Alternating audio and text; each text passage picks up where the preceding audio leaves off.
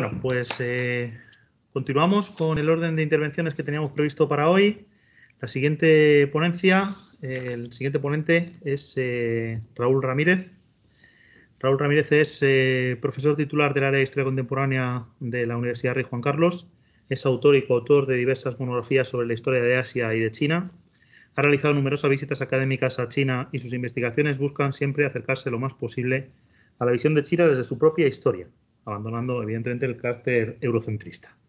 Entre sus principales obras destacaría Historia de China desde su propia óptica, una historia en espiral, China en África, petróleo y mucho más, o Historia de China contemporánea, perdón, de las guerras del opio a nuestros días. Por tanto, Raúl, tienes la palabra cuando quieras. Voy a cargarte la presentación.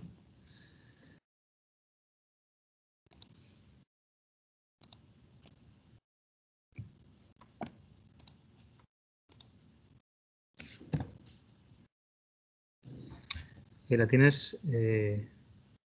Sí, Rosa María, ¿tienes alguna pregunta? Que veo que sigues con la mano levantada.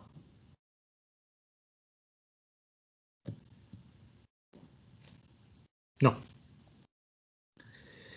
Bueno, pues como decía, te cedo la palabra. Raúl, muchas gracias.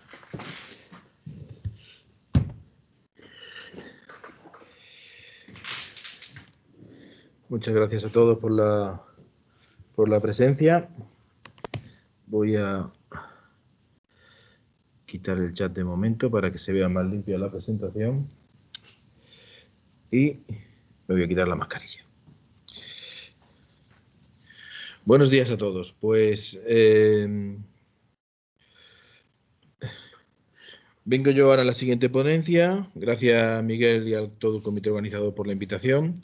Siempre es un placer venir a colaborar con los compañeros y siempre es un placer venir a hablar en estos congresos que organiza Miguel sobre las guerras coloniales, porque nos acercan a perspectivas, a otra perspectiva de la historia contemporánea, la historia actual, que está bastante abandonada hoy en día en nuestro país, que ha renunciado consciente y inconscientemente a tener una proyección internacional fuerte.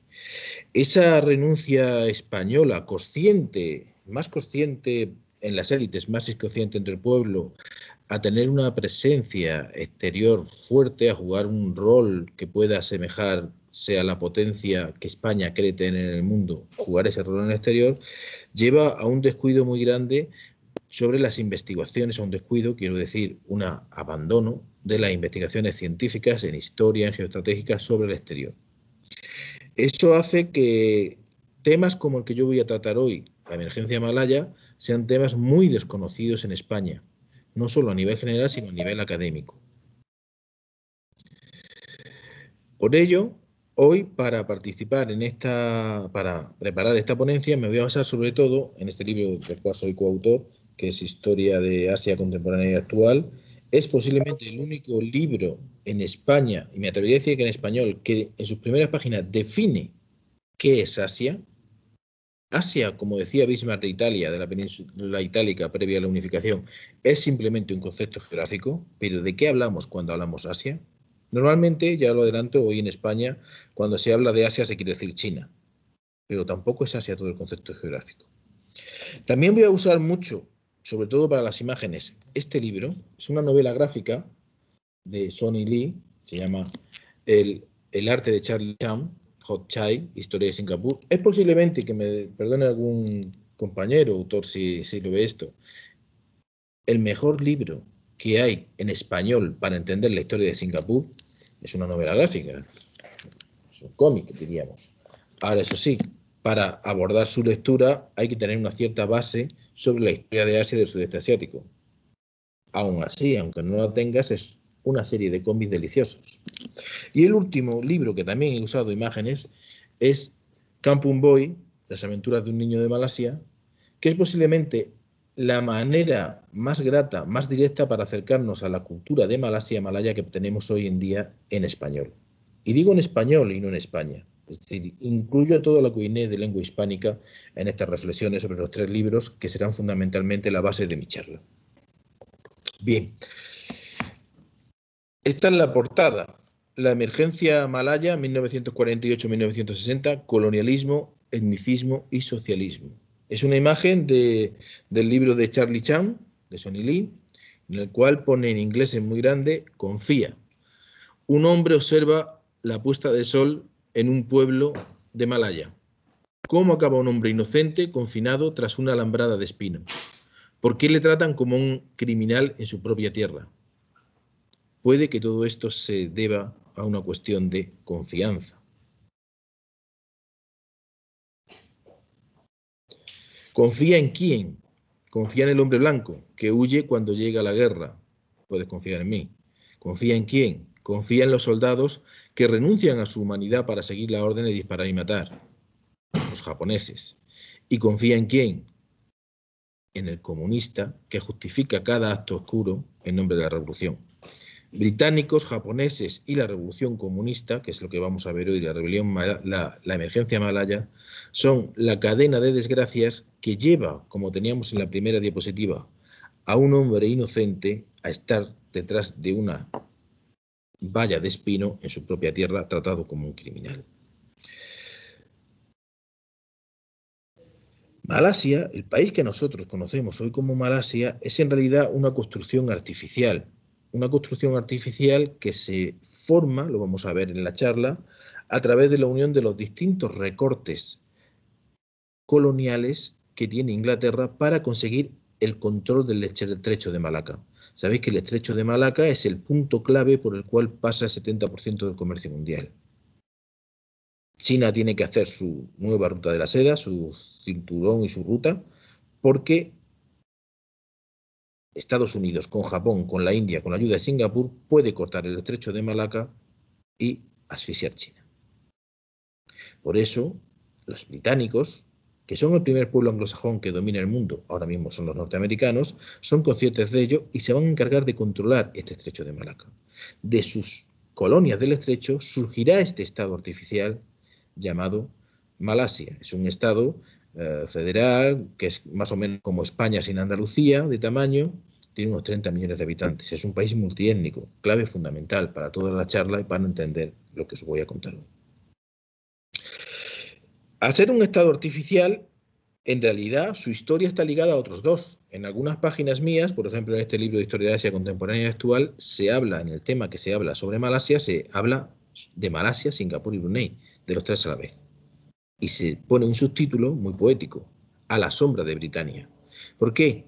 Porque estos tres estados artificiales existen y existen con esa configuración separada simple y llanamente por la influencia del colonialismo británico. Son los británicos los que separan a Malasia de los otros pueblos malayos, de la Indonesia holandesa. La lengua es la misma, el Bahasa malayu en Malasia, el Bahasa Indonesia en Indonesia. Son esos británicos, esos colonizadores británicos, los que al potenciar la inmigración china y posteriormente la India, en menor medida la India, van a cambiar la configuración étnica de lo que es el territorio peninsular de Malaca. Y lo que va a forzar que Singapur, una ciudad china, no se incorpore realmente a Malasia. Y es la presencia, el retén, la tardía salida de los británicos de este ámbito para mantener el control de sus intereses estratégicos, lo que va a provocar indirectamente que el estado de Brunei, un estado de Brunei absolutamente artificial en el norte de Borneo, siga existiendo. Exista como estado independiente. Haré un rápido repaso de la historia de estos territorios, es decir, la historia de Malaca y de Borneo comienza en torno al siglo II después de Cristo con la llegada de los malayos, el impacto sobre los malayos de la cultura hindú. Hasta el siglo VIII y XIII habrá diversos reinos hindúes y Singapur aparecerá en el sur de Malaca con el príncipe Parameswara, que se separará de Sumatra. Es el primer estado independiente que podemos hacer como un antecesor de los estados malayos y de Singapur. El Islam va a llegar en torno al siglo XIV, va a llegar a través de los de la India, de los comerciantes indios convertidos al Islam, y para muy pronto, para mediados del siglo XIV, ya va a estar casi todo el territorio islamizado. Va a convertir en una base de la identidad malaya, convertirse y van a empezar a aparecer estados islámicos. Un siglo y medio después de 2 siglos aproximadamente de la llegada del Islam, aparecerán los ibéricos. Primero los portugueses por el este, rápidamente los castellanos primero los portugueses por el oeste, rápidamente los castellanos por el este. En el reparto de Tordesillas, este área queda para Portugal. Y en 1509 los portugueses ya son recibidos por el sultán de Malaca, que tras comprobar que lo que está recibiendo no es una misión diplomática, sino que es la punta de lanza de una posible invasión, va a atacar a esa misión y a esa expedición portuguesa y va a quemar sus naves. Ese es el casus belli que Portugal estaba esperando. Y en 1511 Alfonso de Alburquerque, con 18 naves, destruirá el estado de Malaca, el sultanato de Malaca. Se va a iniciar así un periodo de 130 años de dominio portugués. Un dominio, como todos sabéis, distinto al que aplican los castellanos. Es un dominio comercial, un dominio de los puertos, que siempre durante estos 130 años de presencia portuguesa en la zona, de control de los estrechos y de Malaca por los portugueses, va a contar con la hostilidad de los nativos, que temen sobre todo el afán proselitista de los portugueses, menor grado que la de los castellanos, pero también importante. Eso va a facilitar que cuando la monarquía hispánica se descomponga y los holandeses aparezcan como una opción que no tiene aspiraciones de convertir a nadie a su religión, los estados musulmanes malayos busquen la alianza de Holanda. Derrotada Portugal, va a venir otro periodo de 150 años en los cuales este control de los estrechos va a estar en manos de los neerlandeses, de las repúblicas de los Países Bajos. Esto sabéis que es un proceso que se producirá en todo el este de Asia, como Holanda desplaza a Portugal y posteriormente llegarán los británicos. Holanda nunca tiene especial interés en colonizar Malaca, en tener un territorio fijo en Malaca, porque ellos tienen sus intereses más en Java y en Sumatra, lo que hoy es Indonesia. Eso va a hacer que deje huecos y así, para 1786, finales del siglo XVIII, ya la famosa empresa colonialista británica Jourdain, Sullivan and de Souza, mande desde Madrás, desde el estado de Calcuta, mande a un expedicionario, a Francis Lake, para que negocie establecer factorías en las islas de Penang. Es la punta de lanza de la Compañía de Indias Orientales, es la punta de lanza británica para ir avanzando sobre los estrechos de Malaca. Cuando Napoleón invade Holanda, ante la falta de soberanía, los británicos, por defender los intereses holandeses en un principio frente a Napoleón, ocupan todas las posesiones holandesas.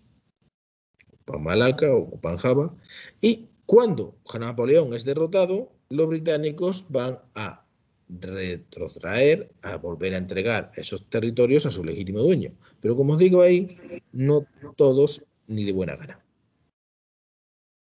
Van a hacer una política muy inteligente. Recordad, Inglaterra no tiene amigos, tiene intereses, se van a apañar para quedarse con Singapur. El protagonista en esta adquisición británica de Singapur va a ser Stamford Raffles, el verdadero constructor de la ciudad de Singapur. Raffles se apaña para quedarse con Singapur e incorporarla a la soberanía británica, y él mismo, consciente de lo que está haciendo, dice: nos hemos hecho con el ombligo de los países malayos. Por favor, ¿alguien tiene el micrófono abierto? María Gajarate, si podéis apagarlo. Gracias. En 1824, Holanda, impotente, incapaz de enfrentarse al poderío británico, va a aceptar un tratado, lo tenéis ahí, el tratado holandés, por el cual va a reconocer el rediseño del mapa de la zona de Malaca y todo lo que es Indonesia, todos los estrechos de Malaca por parte de los británicos. Los británicos se van a quedar con las colonias de Malasia, de Penang, de Malaca y de Singapur, y van a crear una administración colonial que es la base del Estado malayo actual, que se va a conocer durante todo su siglo largo de existencia como las colonias del estrecho o los asentamientos del estrecho. Raffles no solo será el diseñador de esta conquista británica, sino que será, como os digo, el constructor de la ciudad de Singapur, el que dé su espíritu a ese Singapur que hoy es un estado y uno de los estados más ricos del mundo. ¿Qué es lo que va a traer Raffles? Pues va a crear una ciudad occidental, con plazas, calles, bibliotecas, una ciudad totalmente occidental. Va a impulsar la colonización por parte de chinos. Cuando él llega a la ciudad apenas hay 150 pescadores de etnia malaya y rapidísimamente se va a convertir en pocos años en una ciudad de más de 10.000 habitantes, todos, la gran mayoría, de origen chino. Y va a establecer una especie de apartheid.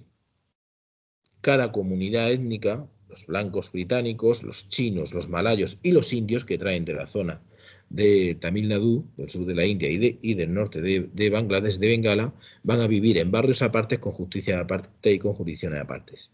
Y todo esto que hemos visto, por ejemplo, que luego veremos que cuajará en ese sistema de apartheid, tiene unas razones previas en la historia. No se le ocurre a los sudafricanos por ser racistas. Tiene una tradición. El mapa de esta Malasia actual y de la historia que os queremos contar en esta conferencia, se va a completar con la incorporación del norte de Borneo, que se va a conseguir con una auténtica novela romántica, o más que romántica, de aventuras. Hay un hijo del Imperio Británico, James Brooke, nacido en la India, hijo de oficiales británicos, que va a decidir, como la película, como la novela de Kipling, que quiere ser rey. Va a invertir toda la herencia de la muerte de su padre en 1935 en comprar un barco e irse hacia el este, a buscar fortuna para ser rey. En esa zona que hay hacia el este está Borneo, poco explorada, donde la soberanía española de Filipinas, la hiperdébil ya soberanía española sobre Filipinas, no es capaz de ejercer, desde las islas de Jolo, de Sulu se llaman ahora, no es capaz de ejercer una soberanía real. Cuando está navegando sin rumbo por esos mares, va a oír que los nativos no musulmanes de Brunei se han sublevado contra el Rajat de Sarawak.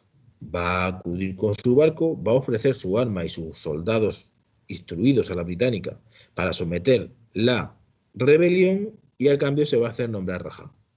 Rápidamente va a hacer un clásico de la historia. El Rajá de nativo pensaba que a él no le iba a pasar. Cualquiera desde fuera lo podía ver.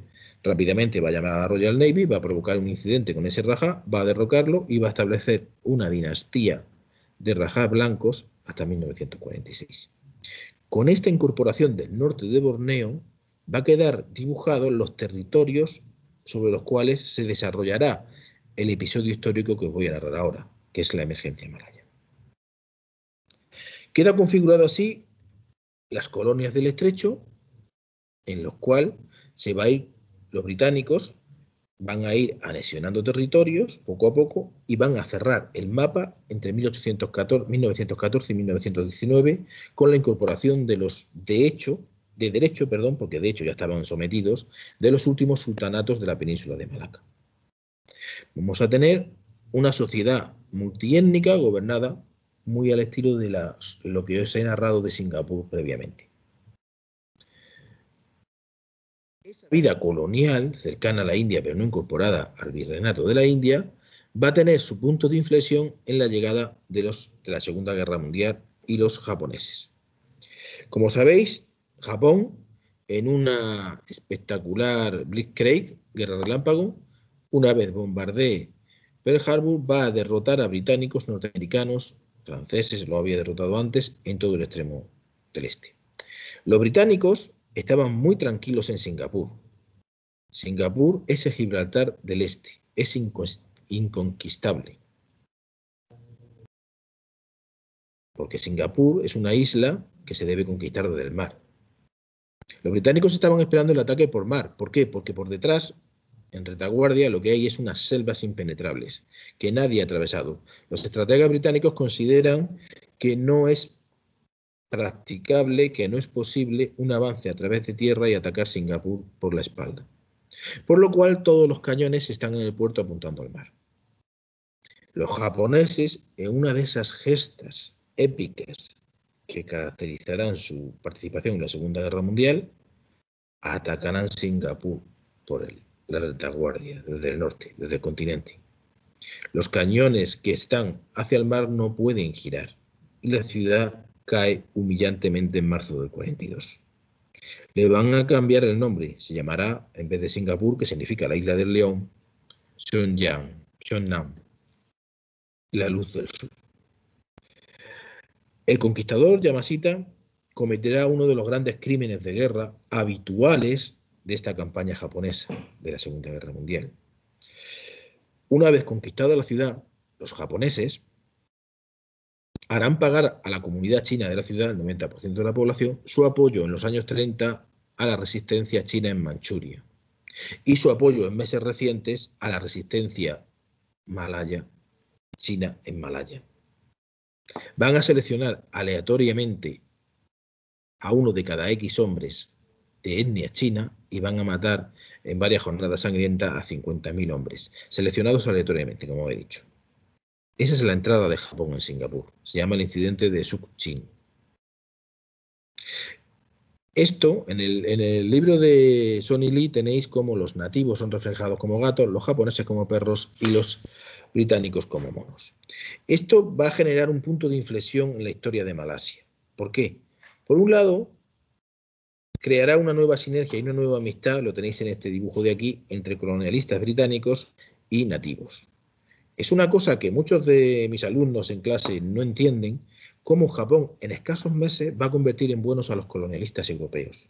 Como todos los pueblos que estaban luchando contra el colonialismo europeo van a recibir a los japoneses como libertadores y en cuestión de meses van a estar buscando la alianza de esos colonizadores contra la opresión japonesa. Al mismo tiempo que va a conseguir unir a esos colonialistas con los nativos, va a unir a los pueblos de Malasia entre sí.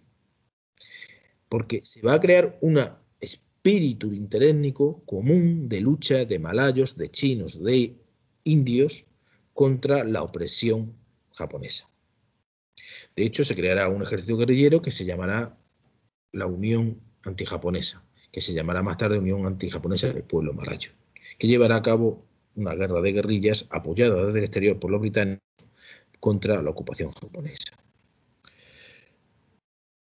Se vencerá y habrá un momento de gran alegría en la nación malaya, que casi de Malasia, que casi se libera por su propia mano. Los británicos pasarán por el norte, recordad la ruta birmana. Pero esa unión, esa explosión pronto chocará con las diferencias étnicas. Hará que lejos de lo que podía parecer que Malasia iba a ser de los primeros países en independizarse, sea de los últimos en independizarse. Y el problema es étnico. ¿Cuál es el problema? Pues el problema es que aquí hay 9 estados. Los británicos, cuando gobiernan muy bien sabiendo potenciar las diferencias, divide et impera. Y en lo que es la península de Malaca, la península de Malaya, lo que tenemos son 9 estados distintos, con 3 administraciones distintas. Tenemos los establecimientos del estrecho, que son esas ciudades fortaleza, Singapur, Malaca, Dindin, Penang, donde los británicos, al estilo de Gibraltar, tienen su base, su gente, su control militar. Luego está la Federación de Estados Malayos. Son los estados que a lo largo de la historia se han ido uniendo bajo un trato de federación, bajo un sometimiento reconocido al Imperio Británico y forman parte del Imperio Británico. Y luego están los otros estados que, si bien no son federados, no han reconocido la soberanía británica, de hecho son protectorados británicos, que los tenéis ahí en azul. En total, sobre el papel, una vez expulsados los japoneses, en la península malaya, en la península de Malaca, hay 9 pasaportes distintos, 9 estados distintos. Pero eso es solo una capa de la complejidad malaya. La siguiente capa es el etnicismo. En este momento, incluyendo Singapur, hay 3 pueblos principales en estos territorios británicos. Y la mayoría no son los nativos, no son los malayos. Debido al proceso de colonización, debido al proceso de inmigración para potenciar la economía que han llevado a cabo los británicos, en 1945, la mayoría de la población es China, un 45% de la población. Los malayos son solo el 43%. Y luego hay un 10% de indios que trabajan para la administración colonial británica y un 2% de nativos. Singapur es una ciudad china, absolutamente. Eso va a hacer que la propuesta de semi-independencia que los británicos dan a los gobernantes de Malaya una vez acabada la Segunda Guerra Mundial, una propuesta bastante generosa en la cual se daba, como tenéis ahí, un tratamiento de malayos a todos los que vivían en los territorios británicos, sea rechazada por la población malaya, por sus élites. Estas élites van a rechazar ese proceso que no establece ningún tipo de discriminación racial, malayo es el que vive en Malasia, es lo que vendrían a decir los británicos, y van a crear un partido propio que sigue siendo el partido mayoritario en Malasia hoy en día, la Organización Nacional de Unidad Malaya, que va a rechazar esa nueva nación igualitaria que prometen los británicos.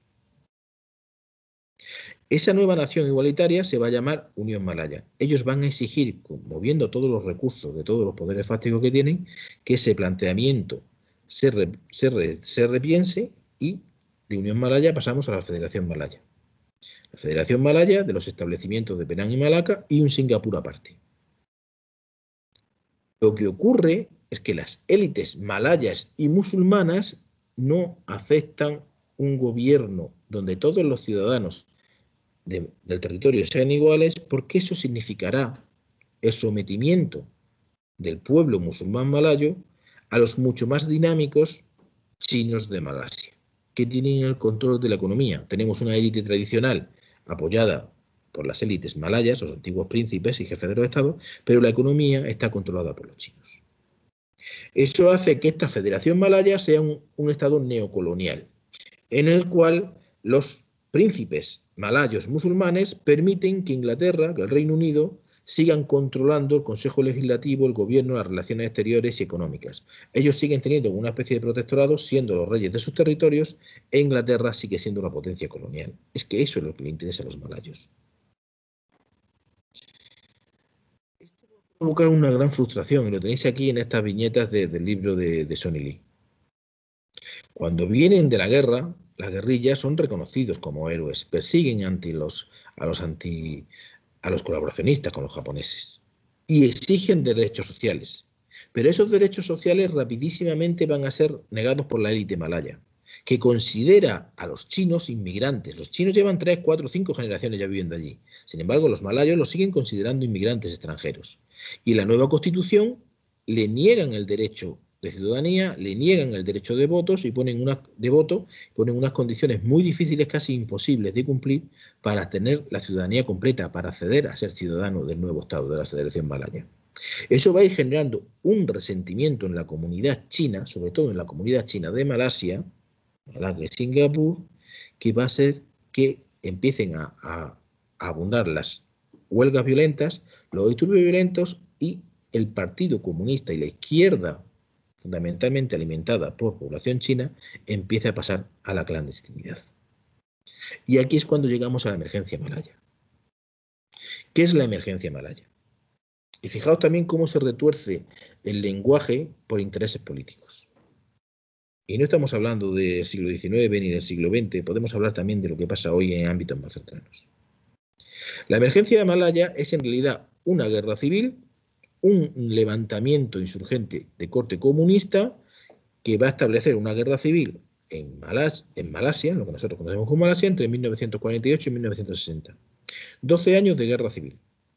Una guerra civil que no se reconocerá nunca como tal.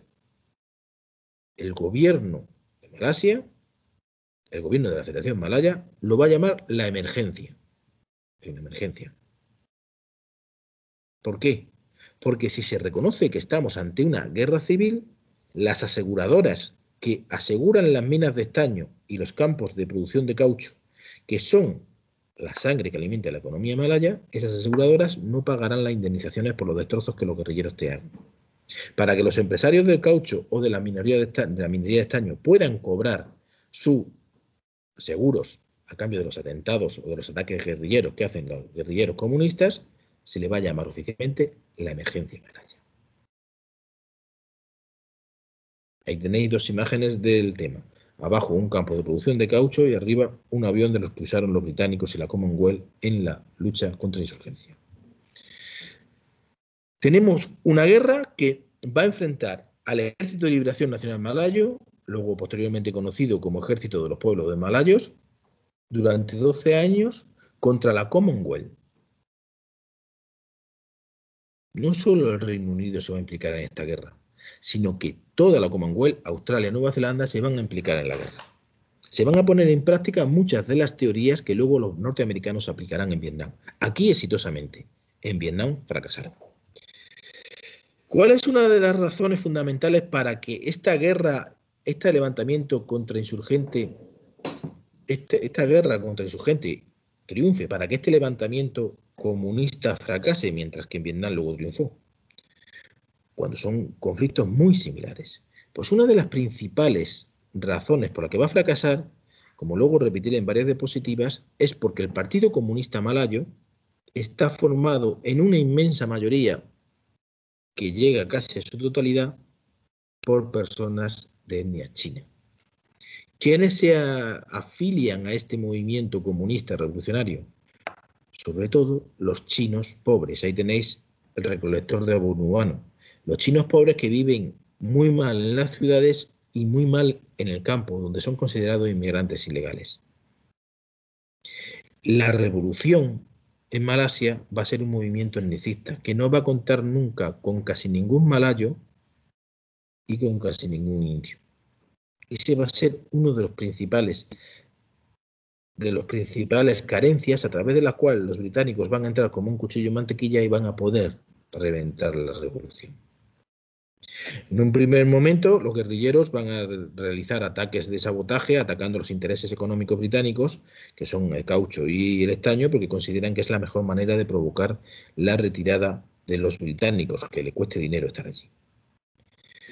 Su gran líder, el gran líder del comunismo malayo, el comunismo de los chinos de Malasia en realidad podríamos decir, va a ser Xi Jinping, que es el líder que morirá muy tarde en la China popular, que es el líder del Ejército de Liberación Nacional Malayo, que luego se llamará Ejército de Liberación de las Razas Malayas.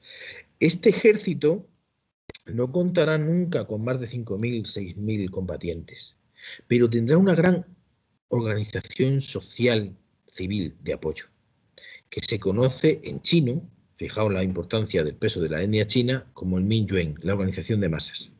Se calcula que 500.000, unos 500.000 personas de los 3.100.000 chinos que hay censados en Malasia y Singapur colaboraron en algún momento dado con el Mingyuan. El Ejército de Liberación de las Razas Malayas se convierte en un ejército guerrillero que está en las selvas, sale de las selvas para atacar los intereses británicos y tiene ese apoyo de la red social. La red social entiéndese como los civiles, lo que decía Mao, una lucha estilo la que planteó Mao Zedong. Cuando el enemigo avanza, retrocede, cuando el enemigo retrocede, ataca. Sal de la selva y ataca, vuelve a la selva. Y el guerrillero debe moverse en la sociedad como el pez en el agua. Ese intento de copiar la manera de combatir que luego aplicó Mao y que luego se aplicará Ho Chi Minh en Vietnam va a fracasar. No van a lograr establecer áreas liberadas del control británico en la selva, sino que por todo lo contrario, los británicos van a saber la manera de enfrentar esta revolución. Recordarlo siempre, el iba a ser étnico. ¿Por qué triunfa en Vietnam y fracasa en Malasia? Por muchas cosas. Pero en Vietnam todos son vietnamitas. Aquí no. Aquí los que están levantados en armas son chinos. Y solo se apoyan en los chinos. Los de etnia malaya y religión musulmana los ven como extranjeros, aunque vivan allí y sean sus vecinos. Los 12 años de emergencia van a estar caracterizados por 3 mandos en el liderazgo militar británico. Estos 3 bandos, fundamentalmente 2, van a establecer la dinámica, las distintas fases de la guerra. Tenemos a Harold Bridge, a Gurney y a Temple. El primero es Bridge. Este va a ser el que haga frente, tras un periodo en el que el Estado en malayo, la Federación Malaya, se ve absolutamente desbordado y es incapaz de hacer frente a los actos terroristas, de sabotaje, de guerrilla que están llevando a cabo los comunistas y los colonos y los malayos protestan ante la impotencia del Estado, de la Federación Malaya, Harold Bridge se va a hacer con el control de la situación, va a ser nombrado comandante jefe y va a lanzar el Plan Bridge. El Plan Bridge tiene, sobre todo, una idea fundamental, que es la de aislar a los guerrilleros del pueblo y hacer que la jungla, la dureza de la vida en la jungla, sea la que castigue a los guerrilleros, a los insurrectos. ¿Qué es lo que se da cuenta Bridge? Pues que los guerrilleros están en la selva y sobreviven y pueden atacar gracias al Minyue. Hay campamentos dentro de la selva y los guerrilleros consiguen recursos a través de lo que consiguen de la selva. Medida contra eso: bombardear las selvas malayas con gas mostaza y otra serie de gases defoliantes que luego los americanos usarán en Vietnam para envenenar el suelo, que no puedan comer frutos de la selva. Segundo punto de abastecimiento de los guerrilleros: los pueblos no malayos. Los malayos no colaboran con los chinos, pero en Malasia, en esas zonas selváticas, hay otros pueblos previos a la llegada de los malayos, pueblos como en Filipinas conocidos como los negritos, aquí tienen otros nombres, pueblos que no son musulmanes, pueblos que no tienen especial simpatía por los malayos, que ayudan, que se sienten oprimidos y que ayudan a estos chinos, que los ven como menos opresores que los malayos. Ataque en dos direcciones contra estos pueblos: por un lado, represión, y por otro, ayudar a que esté mejor su situación. Y tercera medida, la más importante, que ha sido la más famosa: los guerrilleros chinos de la selva tienen el apoyo de las comunidades chinas rurales, lo que se llaman ocupantes ilegales en la Federación Malaya.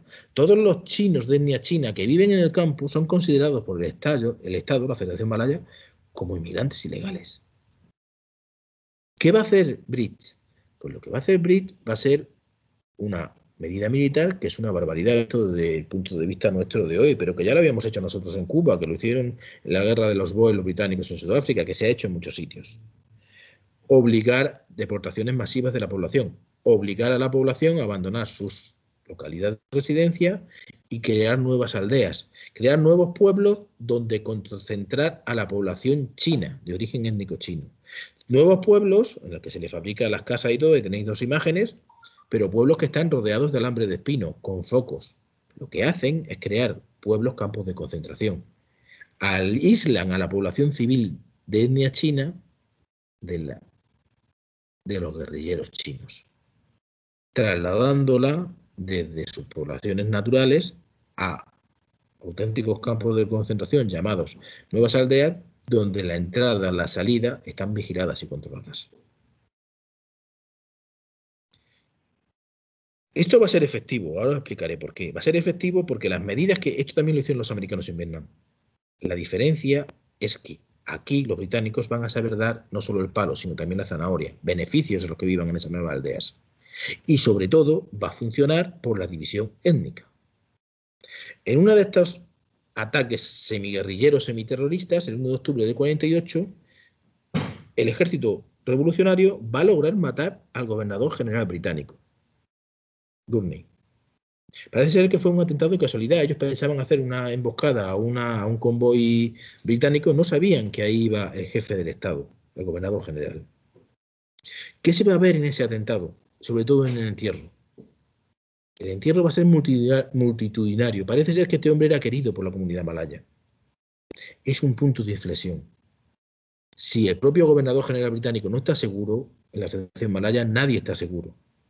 Las élites malayas musulmanas y el pueblo detrás de sus élites va a abandonar definitivamente a través de este atentado cualquier simpatía hacia la causa comunista revolucionaria y se van a poner del lado de los británicos. En este momento llega el tercer comandante jefe, aquí lo tenemos, Templer. Templer va simplemente a perfeccionar el plan Bridge y va a llegar a la victoria. ¿Cómo lo hace? Con esa política que también a los que os gusten estos temas conoceréis de los americanos en Vietnam posteriormente, ganar los corazones y las mentes. Para ello, ¿qué va a hacer? Mientras mantiene una presión brutal sobre las guerrillas, mientras divide al ejército en pequeñas unidades de comando que van, buscan y eliminan a los guerrilleros, metiendo el helicóptero, metiendo otra serie de armas nuevas, al mismo tiempo potencia las tareas de inteligencia dándole mucho papel a los malayos de etnia malaya. a nivel local, para que sean los que controlan a su población, para que vigilen a las poblaciones chinas. Y al mismo tiempo va a tender la mano. Va a tender la mano ofreciendo la ciudadanía completa y el derecho a voto a los chinos. Va a tender la mano haciendo que en las nuevas aldeas la situación sea decente, asignando médicos, asignando escuelas, asignando medidas de saneamiento, haciendo que la gente viva mejor en esas nuevas aldeas, que empezaron como campos de concentración, que en sus pueblos rurales previos. Con estas medidas de mayor efectividad militar a través de pequeños comandos, de mayor inteligencia a través del control, dando mucho juego a los malayos, y de beneficios reales para la población de origen chino, tanto en derechos civiles como el voto, como en cómo están en los nuevos pueblos, va a lograr reducir en 2/3 a la guerrilla. Se va a producir una inversión. Las tropas británicas en combate van a ser mucho más numerosas que los guerrilleros. Ese es el momento en el que Xi Jinping, el líder comunista, va a decidir salir de la selva e intentar iniciar una negociación. Para ello, y fijaos si es importante, se va a reunir, si es importante el carácter étnico de este pistos racial, que son las colonias del Estrecho, se va a reunir con los líderes de 3 comunidades. El primero que tenéis ahí es el Tunku significa príncipe, Abdul Rahman. Es el jefe del Estado de la selva malaya, es el líder moral y político de los malayos musulmanes. Los Bumiputra se llaman hoy, los hijos de la tierra, los príncipes de la tierra. Se va a reunir en esa negociación, con lo tenéis ahí también el nombre, con Tan Cheng Lock. Tan Cheng Lock es el líder de la Asociación de Chinos de Malasia, el líder de la comunidad china de Malasia. Un hombre cuya familia lleva 5 generaciones en Malasia, conservador. Y se va a reunir, ahí lo tenéis, he cogido una foto que no le favorece, hay otras fotos que está más guapo, David Saul Marshall, que es el presidente, el jefe del gobierno de Singapur. Si veis por el nombre y por el aspecto, y eso que la foto me favorece, este de asiático no tiene nada. ¿Quién es David Saul Marshall? Es un judío de origen iraquí, por lo tanto seguramente de origen sefardí, que a través de esa Commonwealth británica, sus abuelos se trasladan a Singapur y es un hombre rico de negocios de Singapur. Es ahora mismo el presidente del gobierno de Singapur. Xi Jinping se confunde, cree que tiene más fuerza para negociar de la que tiene. Sobre todo, el Tunku Abdul Rahman se niega a aceptar las condiciones que Xi Jinping impone para llegar a la paz. ¿Eso qué va a suponer? El reinicio de la guerra, pero con unas condiciones, estamos hablando de 55-56, mucho más débiles. ¿Por qué? Porque la respuesta británica es enviar tropas tirando de Nueva Zelanda y de Australia. Los británicos, la Commonwealth, tiene un refresco continuo de tropas, mientras que los guerrilleros cada vez son menos. Y al mismo tiempo, los británicos, a través del Tunku Abdul Rahman, en 1957, dan la independencia a Malasia. Con lo cual la bandera independentista decae. ¿Qué sentido tiene seguir luchando cuando empezamos por la revolución nacional y social? Es decir, la independencia que cuajaría en una república socialista. Ya hemos conseguido la independencia. ¿Por qué seguimos luchando? Eso hará que poco a poco, continuando la presión militar y con la desmoralización generalizada, con medidas de amnistía generosas por parte del Tunku Abdul Rahman, tampoco tanto, poco a poco el ejército de las razas malayas sea derrotado. Ahí tenéis que la última batalla se dio en una zona pantanosa en 1958 y en 1960, que es cuando se acaba oficialmente la emergencia malaya, el líder comunista huirá a Pekín, donde pasará el resto de su vida al lado del área, trabajando para el área internacional del Partido Comunista Chino. Yo eso lo conozco bien por otra faceta de mis investigaciones. Bien, y ahora viene un epílogo. Recordad el título era Emergencia Malaya, colonialismo, etnicismo y socialismo. El colonialismo y el socialismo lo hemos estado viendo, el etnicismo también. Eso acabará de configurar los 3 estados que os he señalado antes. Surge una Malasia independiente separada de Singapur. En un primer momento, en el 57, se da la independencia solo a Malasia. Los británicos se quedan con Singapur. ¿Por qué? Se quedan con Singapur porque es el Gibraltar del Este. Igual que no se han ido del Gibraltar de aquí, a lo mejor no tenían por qué irse de allí. El objetivo es controlar el estrecho de Malaca. Sin embargo, en el interior de esa Malasia va a surgir un gran líder, que lo tenéis aquí, Lee Kuan Yew. Van a surgir unos movimientos sociales muy poderosos. Lee Kuan Yew es un joven chino izquierdista. Singapur no es Gibraltar, es una ciudad de cientos de miles de personas con una gran vida económica. Malasia, España, es un país en Malaya, la Federación Malaya es un país en construcción que reivindica la anexión de Singapur. ¿Qué es lo que va a impedir esa anexión, más allá de los intereses coloniales británicos al principio? Lo que va a impedir esa anexión es la diferencia étnica. Malasia tiene un equilibrio inestable entre chinos y malayos. Singapur es una ciudad china. ¿Cómo incorporar a esa población china a la Federación Malaya y evitar que los chinos sean mayoría? El gran problema de la Gran Malasia. En Singapur tampoco saben qué hacer. Ahí tenéis dos imágenes de dos campañas distintas. Una, cuando se obliga a la gente a hablar mandarín, son chinos, y otra, cuando se va a unir la Gran Malasia, se va a crear la Gran Malasia, y se establece como idioma oficial de Singapur el malayo. A estos problemas étnicos se suman los ideológicos. Lee Kuan Yew y los líderes de Singapur son de izquierdas. En Malaya, en la Federación Malaya, los que mandan son los viejos rajás musulmanes y los chinos de derechas, de la Asociación China de Malasia. ¿Cómo unir los dos estados y no hacer que el voto chino mayoritariamente de izquierdas haga que toda la Federación Malaya se convierta en un país socialista? Cuando se está preparando la independencia de Singapur, se produce un cambio en Singapur. Lee Kuan Yew gira hacia la derecha, traiciona a sus líderes, a sus socios antiguamente más de izquierdas y se convierte en un hombre de derechas.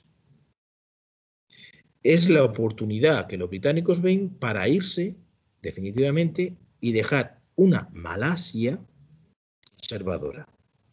La Federación Malaya se va a unir a Singapur y va a cambiar el nombre. El nombre actual de Malasia incorpora el sí de Singapur. Entonces ya se debería llamar Federación Malaya. ¿Qué es lo que hacen los británicos? Deciden que ya que Singapur es conservador ahora con Lee Kuan Yew, unirlo al resto del territorio y para evitar que los chinos sean mayoría, incorporan al territorio los territorios de Borneo. Así van a crear un país donde el 47% de la población son malayos, el 42% chinos y el 11% indios y de otras minorías. Esa unión se va a ratificar a través de un referéndum tramposo, en el que Lee Kuan Yew, que se murió en la cama no hace muchos años y que ahora que gobierna en Singapur es su hijo, directamente tras un periodo de transición en el que hubo un propio, Lee Kuan Yew va a plantear esa papeleta que tenéis ahí en la diapositiva abajo, en la que al final, a través de trucos legales, hizo que todo el que votaba que sí valía, todo el que votaba en blanco equivalía a sí, y todo el que votaba no, pues no era nadie. La unión, sin embargo, solo va a durar 1 año y medio. ¿Por qué? Porque inmediatamente van a surgir las tensiones entre los dos pueblos, los chinos y los malayos, y sobre todo las tensiones entre los líderes políticos. Lee Kuan Yew se une a Malaya, la Federación Malaya, prometiendo que no se va a presentar allí. Y lo que hace es presentarse inmediatamente. Eso va a hacer que entre una competición entre los chinos continentales y los chinos de Singapur, porque los chinos continentales tienen su propio líder, del cual hemos hablado antes. Al mismo tiempo, esta federación hace que Singapur, que es mucho más rica, tenga que entregar mucho dinero a Malasia para el desarrollo, las zonas malayas. Singapur se niega a entregar nada. Y la imposición de la lengua malaya y otras situaciones similares en la faceta cultural van a provocar lo que tenéis ahí en esa diapositiva, que al final haya enfrentamientos raciales con decenas de muertos. ¿Cuál es la solución? La separación. Apenas va a haber 1 año y medio de unión de Gran Malasia. Singapur seguirá su camino como ciudad-estado independiente y la Federación Malaya seguirá su camino como una sociedad multicultural y capitalista. Una sociedad que se va a llamar Malasia, porque el pueblo mayoritario es el malayo, donde el jefe del Estado va a ser uno de los sultanes malayos, son 9 que se van turnando cada 5 años, vamos, por un ciclo que tienen establecido, donde el gobierno, el ejecutivo, todo está controlado por los malayos, donde la lengua oficial única es el malayo y la religión oficial del Islam. Sin embargo, donde el 90%, el 80% de la economía está en manos de los chinos. Es tal el predominio chino en la economía y la sociedad de Malasia que el propio Estado, que se llama Malasia por los malayos, que está gobernado por malayos, debe establecer cuotas para que en la administración y en la economía haya malayos. En los años 60 se llega a aplicar una nueva política económica que obliga a todas las empresas malayas a tener un 20% de accionistas malayos. ¿Qué hacen los empresarios chinos, que son los dueños del 90% de las empresas malayas? En lugar de asociar a un malayo a su empresa, de venderle las acciones, lo que hacen es pagarle el sueldo. Es decir, yo conozco a un malayo, le prometo que le voy a pagar 2.000 euros al mes y él de vez en cuando tiene que firmar un papel. Va a figurar como accionista de mi empresa, en realidad es un empleado. Y esa es la situación de Malasia. Un Estado que convive en un equilibrio étnico donde el poder ejecutivo está en manos de los malayos, el poder económico de los chinos, y ambos se hacen trampas en el solitario. Hay que ser prácticos. Ahí tenéis los 3 libros fundamentales sobre este tema, es decir, el libro de historia de Asia actual, Charlie Chan y Kampung Boy. ¿Qué es lo que la población china ha aportado a este pueblo malayo, que lo hace tan diferente de Indonesia? Una frase clave, un concepto filosófico claro de los pueblos chinos. Hay que ser práctico. Malasia sobrevive gracias al espíritu de las leyes británicas, gracias al espíritu, al pragmatismo del pueblo chino y gracias a que se respeta el poder y la tradición del pueblo malayo musulmán. Gracias. Quedo dispuesto a vuestras preguntas. A ver si no hace interferencias un momentín. Vale, pues muchas gracias, Raúl, por tu intervención. Como siempre, un placer tenerte entre nosotros. Sobre todo porque tocas temas que no son tan conocidos. Ya dentro de que esto es poco conocido, tocas temas que encima son mucho más originales, ¿no? Mucho más extraños. Entonces, bueno, turno de preguntas ahora, como con los anteriores ponentes. Tenemos 2 manos levantadas, Rosa María y Daniel. Así que, Rosa María, si te parece, cuando quieras tienes la palabra.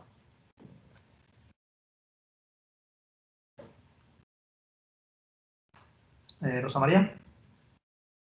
Bueno, vamos a pasar a Daniel. Bueno, buenos días. Muchas gracias, Miguel, por la charla, porque ha sido muy interesante. Y mi pregunta iba un poco en el sentido de si en el caso de la emergencia malaya, la guerrilla comunista tenía un apoyo claro por parte también del Partido Comunista Chino o actuaba más de forma independiente. Gracias. Sí, tenía apoyo, pero una de las desgracias, que no he podido decir por la exposición, una de las desgracias que tiene este movimiento es que no tiene una frontera real, una frontera continua con un Estado comunista. Es decir, al tener a Tailandia encima y luego ya China está más al norte, no tiene una frontera continua con la China de Mao y los suministros que Mao, que la China popular puede darle son escasos, no son continuos, no hay una frontera. Mao se benefició mucho de que la Unión Soviética estaba muy cerca de Yan'an, tanto en materiales como en órdenes, como en todo. Estos están aislados en las selvas. El problema es que no tienen una frontera continua ni un país aliado que China pueda acceder para llegar. Sí tienen su apoyo. La mayor prueba es que el líder del movimiento comunista se va a ir a Pekín y va a pasar el resto de su vida allí, pero no tienen materialmente posibilidad de armarlos hasta los dientes y de prepararlos, de darle un apoyo más directo. Bueno, tenemos otra pregunta de FR Lucas 3 también. Adelante cuando quieras. Profesor, gracias por su explicación. Me gustaría saber las consecuencias de la emergencia malaya para la comunidad internacional, ya que las mayores potencias del mundo apoyaban indirectamente en los opuestos. También me gustaría saber si ese conflicto dejó algún legado, ya que fue un conflicto que involucró factores económicos, ideológicos, políticos y también de estrategia militar. Sí, pues gracias por tu pregunta. En general, es decir, estamos ante uno de los episodios de la Guerra Fría. Uno de los episodios de la Guerra Fría en la que el bando capitalista va a salir claramente vencedor por muchas razones. Una Inglaterra decadente, un Reino Unido decadente, va a tirar y va a contar con el apoyo de la Commonwealth. No solo combatirán a Australia y Nueva Zelanda, que por el ámbito geográfico parece ser que son los que le afecta esta guerra y esta situación, sino que traerán tropas de toda la Commonwealth, de otros muchos puntos, a apoyar esa continua lucha. ¿Por qué van a vencer? Más que por todo el juego internacional, van a vencer por cuestiones internas de la población en los estrechos. Es decir, yo sigo viendo como muy, muy importante el factor de división étnico, es decir, que la población esté dividida étnicamente. Los indios no cuentan porque la gran mayoría trabajan para el imperio y siempre son realmente el gran olvidado en Malasia. Pero el hecho de que no haya una solidaridad interétnica real entre malayos y chinos que han vivido siempre allí, son 5 o 6 generaciones allí, pero el hecho de que sean dos comunidades que viven en paralelo pero no intermezcladas va a reforzar muchísimo, va a permitir que todas las medidas contra insurgentes que estas reforzadas tropas de la Commonwealth aplican tengan éxito. La gran ventaja de Vietnam frente a los comunistas en Malasia es que allí todo el pueblo es vietnamita. Los americanos pueden aplicar las mismas medidas contra insurgentes y no funcionan. Porque toda la población civil acoge a los insurgentes, toda la población civil colabora, toda la población civil ve como enemigo únicamente y como extranjero al americano. Y entre un vietnamita, aunque no sea de tu ideología, y un americano, sabes muy bien en qué lo ponerte. Los colaboracionistas son colaboracionistas. Aquí no, aquí realmente es una insurrección de los chinos de Malasia contra la opresión no solo colonial, sino también de las élites malayas de religión musulmana. Luego están aislados, lo que he dicho antes. No tienen una frontera común con un país socialista que les pueda apoyar. Tan solos. ¿Cuáles son las consecuencias a nivel internacional? Pues las consecuencias dentro de la geoestrategia internacional es que van a asegurar la victoria de la Commonwealth, la victoria del statu quo malayo, donde colaboran los príncipes musulmanes malayos y la élite conservadora china de Malasia frente al socialismo chino de Malasia, es que los estrechos, el estrecho de Malaca, va a quedar controlado por las potencias occidentales. Ese punto, ese ombligo de los estados malayos, que es uno de los ombligos, uno de los puntos claves por donde pasa el comercio del mundo, Panamá, Gibraltar, Suez, Malaca, si os dais cuenta, todos, con la excepción de Suez y de aquella manera, están controlados por el mundo occidental durante toda la Guerra Fría.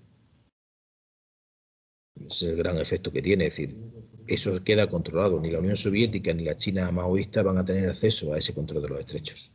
Por eso sigue existiendo Singapur.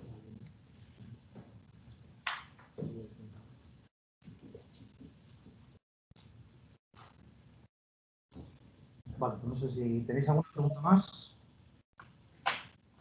Malik. Miguel. Yo tengo un par de preguntas. Venga, adelante. Bueno, perdón, porque la verdad es que no tengo mucha cultura sobre el tema, pero más o menos, ¿cuál es la relación actual entre Singapur y China? Bien, ahí iba a sacar mi último libro. Mi último libro, que es China, historia de China contemporánea, no hablamos de ello, pero en el anterior, China, historia hablamos al final de uno de los últimos capítulos de un concepto que es la Gran China. Es muy curioso cómo los occidentales, cuando estudiamos China, pensamos en ese marco de la Gran China. ¿Cuál es la Gran China? Pues la Gran China no solo es la República Popular más Taiwán, provincia rebelde, ya sabéis, sino no sería lo que es China. Es decir, China es la República Popular China, Taiwán, Hong Kong y Macao, las dos regiones administrativas especiales, la provincia rebelde de Taiwán, es decir, esa es a China, y llevamos ese concepto de Gran China a Singapur. Y yo hablo en aquel libro de las sinergias que esa Gran China puede generar. Es decir, la China socialista del República Popular China, las dos regiones autónomas, las dos regiones administrativas especiales incorporadas a la soberanía china, la provincia rebelde que es Taiwán, que funciona como un estado independiente, pero en realidad es una provincia y que tiene muchos más lazos económicos y sociales con China de lo que desde fuera sabemos, y esa isla de Confucio, como la llamo yo en este libro de historia de Asia, la isla de Confucio, esa isla donde los chinos se van y recrean un sistema confuciano perfecto. ¿Por qué Singapur funciona? Pues funciona por lo mismo que Japón y Corea del Sur, porque es un sistema confuciano perfecto. El confucianismo, si se aplica sobre sociedades controlables, como son Corea del Sur, Japón, Taiwán en cierta medida, y Singapur, es que no hay ni virus, son capaces de controlar hasta el virus del COVID. China no funciona tan bien porque es muy grande. Pero ese concepto de China, cuando tú se a los chinos, miran horrorizados.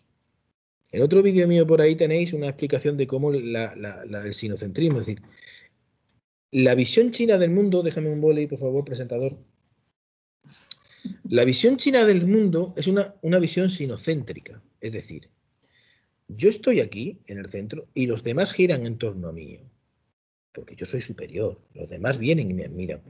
Los demás pueden venir y admirarme, negociar conmigo bajo mis condiciones. Yo lo admitiré, le enseñaré, comerciaré con ellos, pero yo estoy en el centro. Yo no voy a ir allí, porque yo estoy en el mundo, en el centro, en el sitio perfecto, porque soy superior. ¿Eso qué hace? Que los chinos que se van fuera tienen cierta estigmatización social.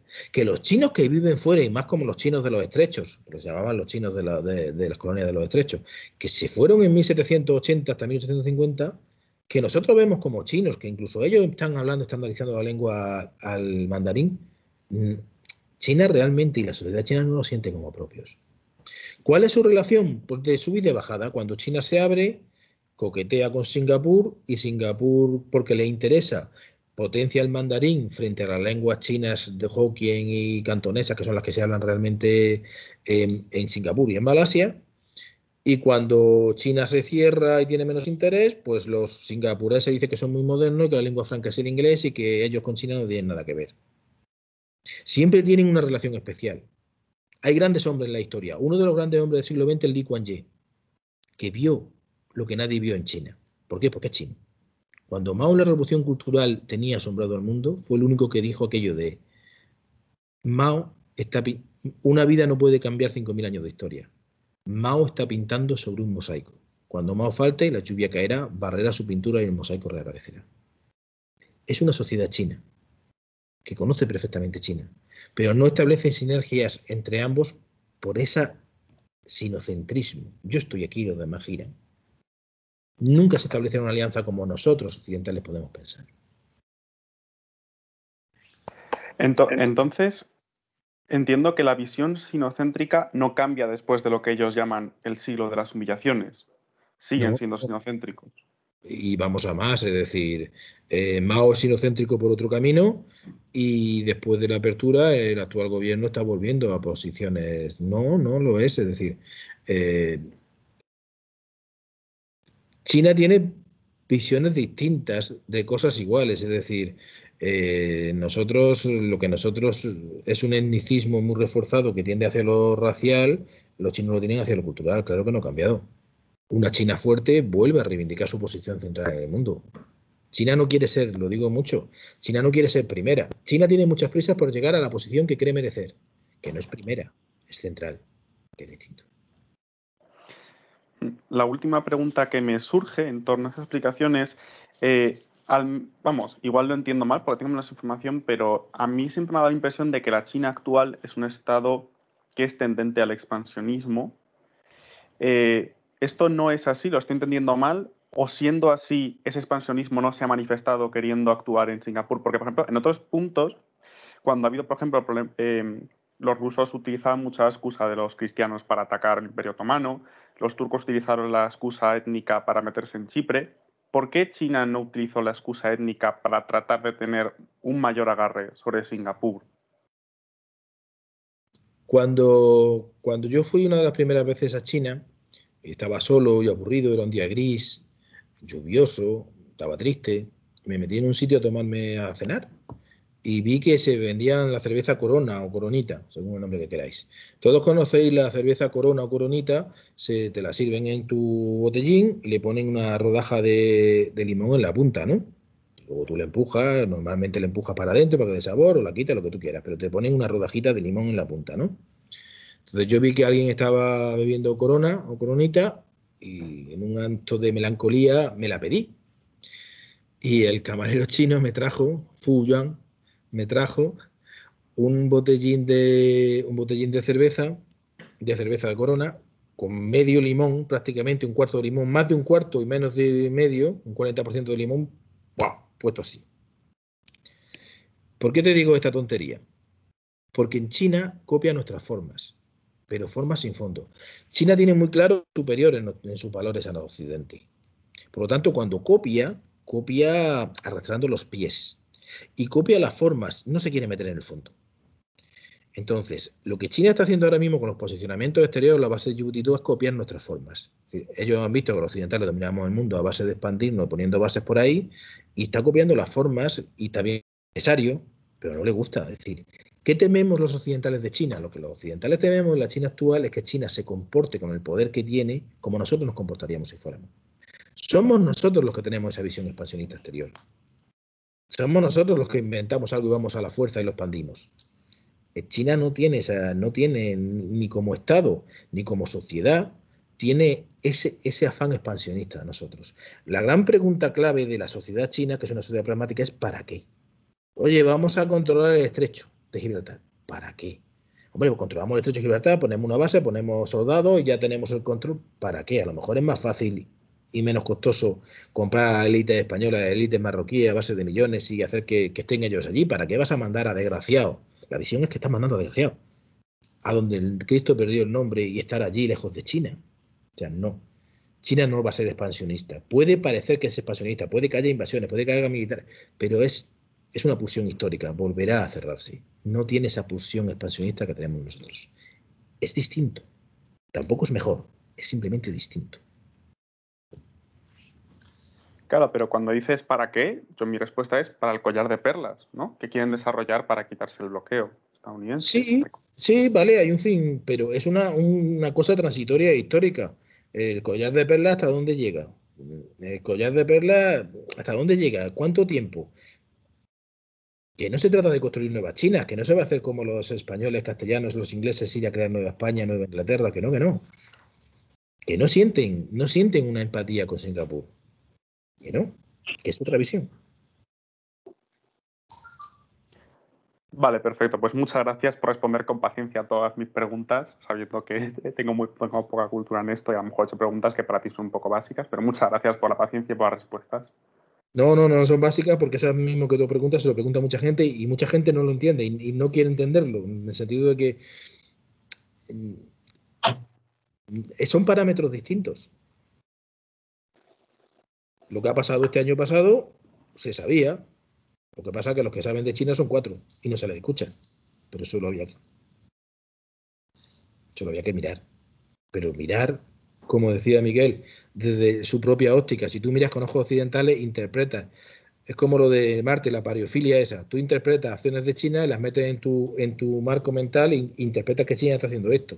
Cuando los chinos lo están haciendo por otra cosa. No lo están haciendo por lo que tú crees. Y te confunden. Bueno, pues muchas gracias, Miguel. Muchas gracias a todos los que habéis preguntado. Gracias por vuestro interés. Vamos a dar paso al siguiente ponente. Darme un minuto para que pueda cambiar la presentación y procedemos. Corta la grabación.